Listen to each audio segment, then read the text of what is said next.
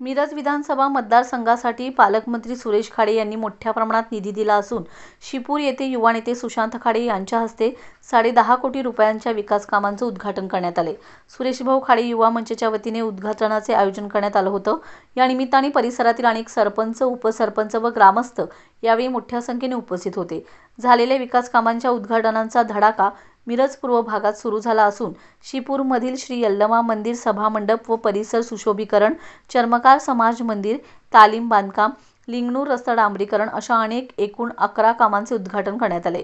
यावेळी भाजप नेते राजू माने, युवा मोर्चा उपाध्यक्ष प्रणव देसाई, उपसरपंच नेताजी शिंदे, सदस्य राजू देसाई, मयूर नाईकवाडी, अजिंक्य हंबर, आकाश गौराजे, तंटामुक्ती अध्यक्ष तानाजी बाबर, माजी उपसरपंच अरुण देसाई, माजी सरपंच श्रीमंत नाईक, माजी chairman Subhash Desai, chairman Bapuso Kadam, vice chairman Nanaso Babar, Dhanaji Suryavanshi इत्यादी स्थानिक कार्यकर्ते व ग्रामस्थ उपस्थित होते। या विकास कामाबरोबरच सुरेशभाऊ खाडे युवा मंचच्या शाखेचं उद्घाटनही संपन्न झाले। यावेळी असेच काम करून युवकांचे प्रश्न मार्गी लावण्यात येईल असे यावेळी सुशांत खाडे यांनी सांगितले। मी युवा मोर्चा उपाध्यक्ष मिरज तालुका आज शिपूर येथे विविध विकास कामांचे उद्घाटन व आजपर्यंत जे 10.5 कोटी रुपयाचे ज्या शिपूरमध्ये काम झालेले आहेत त्या कामांचा उद्घाटन सोहळा आमचे नेते मार्गदर्शक आदरणीय विकास पुरुष सुरेशभाऊ खाडे यांच्या मार्गदर्शनाखाली तसेच सुशांतदादा खाडे यांच्या नेतृत्वाखाली आज आम्ही हा उद्घाटन सोहळा घेतलेला आहे।